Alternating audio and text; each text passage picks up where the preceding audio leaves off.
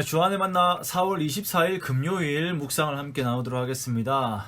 오늘 묵상은 에스겔 40장에서 42장까지예요. 40장, 41장, 42장이라서 본문이 상당히 깁니다. 그래서 한번 꼭 읽어보시고 묵상을 같이 나눴으면 좋겠습니다. 자, 그래서 40장, 41장, 42장 말씀으로요. 성전의 회복이라고 하는 제목으로 함께 묵상을 나누도록 하겠습니다.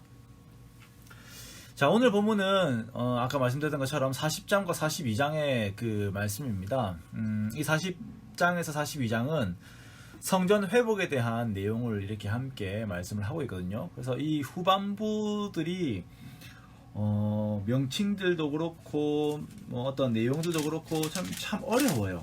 어렵기 때문에 예전에 제가 이거 사역하면서 그 에스겔 쪽을 담당을 해가지고 이렇게 새벽 예배가 걸리면 목사님들이 막 그랬습니다. 이렇게 제발 이 본문은 안 걸렸으면 좋겠다 이렇게 막 그랬던 본문들이에요. 그만큼이나 이제 앞으로 나오는 본문들이 조금 어렵기도 하고 막 그래요. 그래서 우리가 다행히 오늘은 40장에서 42장까지 전체가 본문이 되어서 좀 큰 어떤 개념들을 가지고서 좀 보도록 하겠습니다. 에스겔이 이 하나님께 이끌려서 성전을 이렇게 둘러보게 되는데요. 그런데 이렇게 에스겔이 이렇게 성전을 둘러보는 것은 에스겔 전반부에도 이렇게 나옵니다. 그런데 에스겔 8장에서 보여주시는 성전의 모습을 보면 거기가 죄와 우상으로 이렇게 가득해요. 그래서 이 전반부의 성전에서는 하나님께서 더 이상 머무시지 않고 이렇게 떠나십니다. 그리고 이제 40장에서 나타나는 이 후반부에서는 이 성전이 다시 회복이 됩니다. 자, 하나님께서는 에스겔을 이스라엘 높은 산으로 데리고 가셔서 거기에서 새로 만들어질 성전의 모습을 보여주시는데요. 이 모습이 모세의 모습과 상당히 비슷하죠. 모세 역시 산으로 올라가서 성막과 예배 제정에 대한 모든 설계를 보았는데요. 에스겔 역시 산으로 올라가서 하나님께서 새로 세우실 성전과 거기에서 일어나는 예배에 대한 내용들을 또한 함께 봅니다.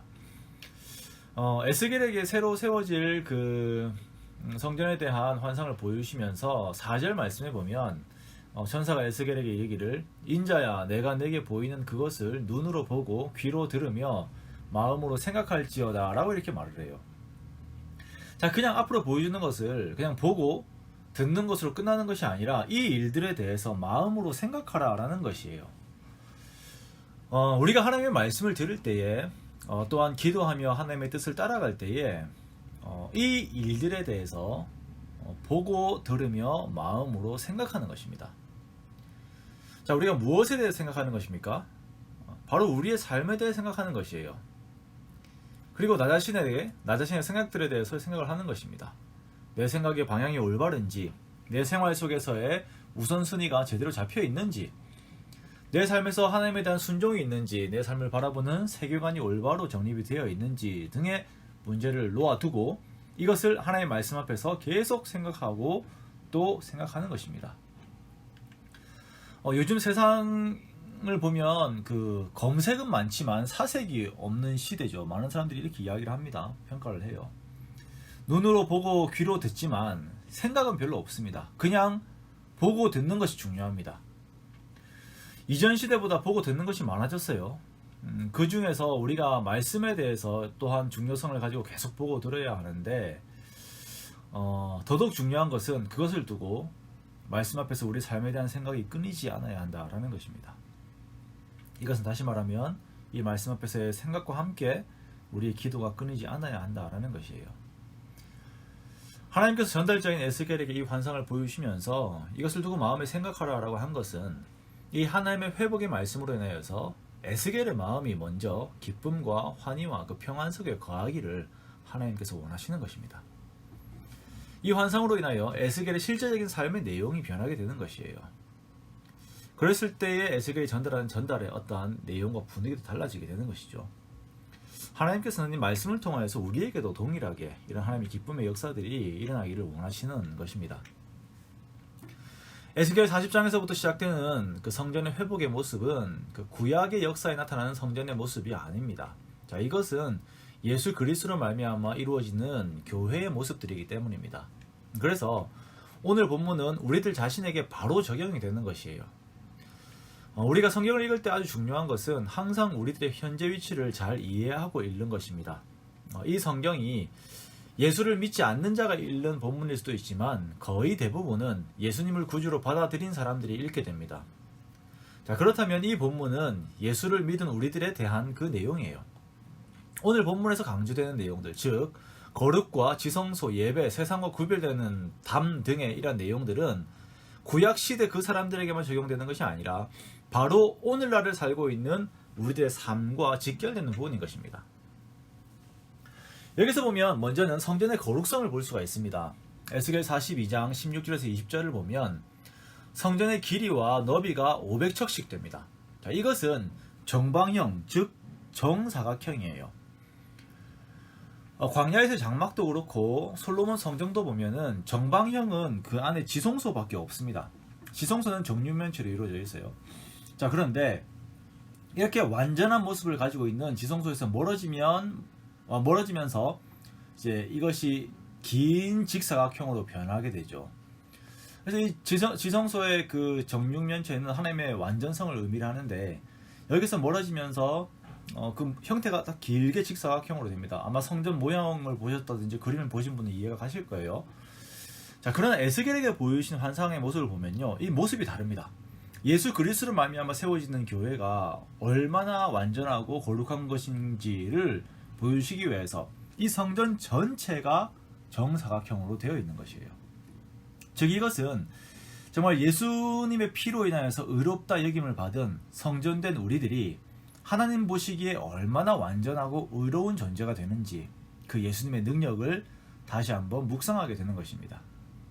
자, 그리고 그 주님을 따라 온전한 거룩, 즉 내 생각과 내 말과 내 행동들의 거룩을 우리가 온전히 추구해야 함을 우리가 또한 알 수가 있는 것입니다. 자, 그리고 새로 세워진 성전에는 온전한 지성소가 있습니다. 성전은 하나님만이 이렇게 계실 수 있는 것이죠. 하나님만이 예배받으시는 곳입니다. 그 중심은 지성소입니다.